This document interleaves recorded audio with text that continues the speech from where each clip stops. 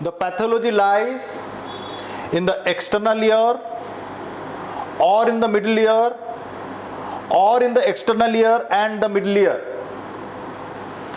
The bone conduction is within normal limits because in bone conduction, while you place the bone conductor on the mastoid, it vibrates the skull mechanically, thereby stimulating the cochleas simultaneously, and the sound travels to the cochlea bypassing outer ear and middle ear.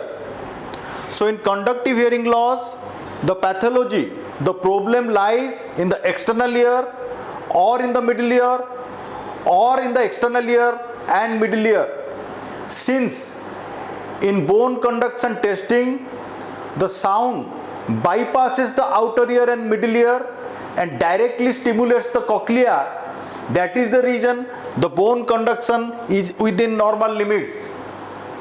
But in air conduction, because the sound travels from the outer ear, then to the middle ear, then inner ear, and beyond inner ear, therefore the air conduction is affected in a conductive hearing loss. The causes of conductive hearing loss could be wax in the external ear canal, it could be chronic suppurative otitis media, otosclerosis,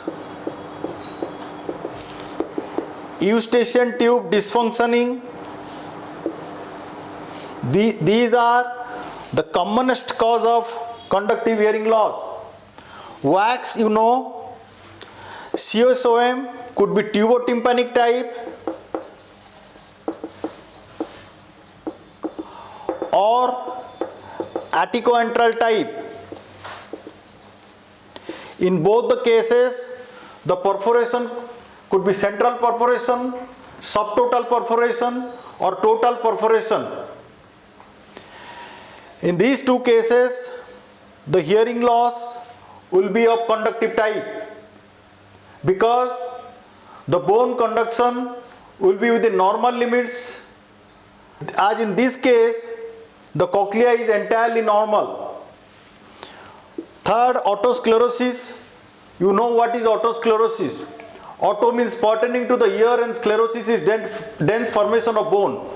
It's a hereditary localized disease of bone which arises from the otic capsule in which the mature lamellar bone is replaced by spongy bone of increased vascularity, cellularity and thickness, giving rise to conductive hearing loss with patent nasopharyngeal cavities. So in otosclerosis also you will get conductive hearing loss. The fourth one is eustachian tube malfunctioning. There is a tube which opens to the throat and to the anterior wall of the middle ear. If that is blocked, the tympanic membrane is retracted back, negative pressure is created in the middle ear and the tympanic membrane is retracted back. This also will give rise to conductive hearing loss. Second, we will discuss about sensory neural hearing loss. As you can see, the air conduction and bone conduction thresholds are relatively equal. That means there is no gap between the air conduction and bone conduction thresholds. The causes of sensory neural hearing loss could be divided into prenatal, perinatal and postnatal causes. The prenatal causes could be lack of balanced diet to the mother, measles, mumps to the mother, maternal rubella to the mother in the first trimester of pregnancy. Perinatal causes could be birth asphyxia, birth weight less than 1500 grams, forceps delivery. Postnatal causes could be measles, mumps, noise-induced hearing loss, trauma. These are some of the principal causes of sensory neural hearing loss. Now we will discuss about mixed hearing loss.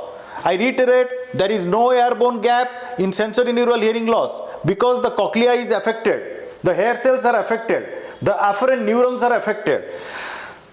Now in this case, in mixed hearing loss, the bone conduction is affected as well as the air conduction is affected, and there is a huge gap between the air conduction and the bone conduction. The causes of mixed hearing loss could be otosclerosis or chronic suppurative otitis media. Again, these are some of the principal causes of mixed hearing loss. Now this is the degree of hearing loss. 0 to 26 decibels is normal hearing, 27 to 40 is mild hearing loss, 41 to 55 moderate hearing loss, 56 to 70 moderately severe, 71 to 90 severe hearing loss, and 90 and above is profound hearing loss. How to calculate PTA? PTA stands for pure tone average, and this is the average. You take threshold at 500 Hz plus threshold at 1 kHz plus threshold at 2 kHz divided by 3 is pure tone average. So I will give you a case example. Now in this case, the threshold of the right ear at 500 Hz is 45 decibel. At 1 kHz it is 55, and 2 kHz it is 60. So divided by 3, 53 dB. PTA of the left ear is 63 dB. So the diagnosis would be, the right one would be moderate.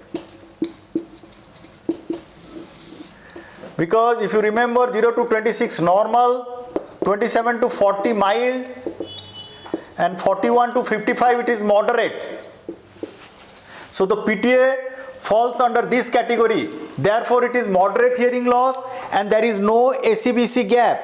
Therefore this is a case with moderate sensorineural hearing loss in the right ear. Similarly, for the left ear it is moderately severe sensorineural hearing loss. Then in the next case, the PTA of the right ear is 25 dB and PTA of the left ear is 11 dB.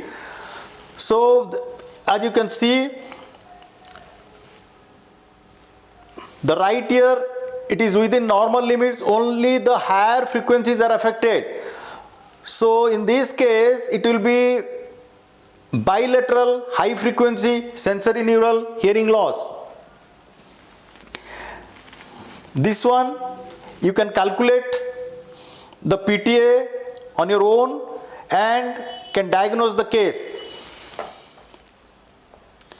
This is a case with noise induced hearing loss. As you can see, there is a clear cut noise dip at 4 kHz air conduction, and this is a case with noise induced hearing loss. This is a case with otosclerosis. We will discuss about all these cases in detail in the next presentation. Thank you.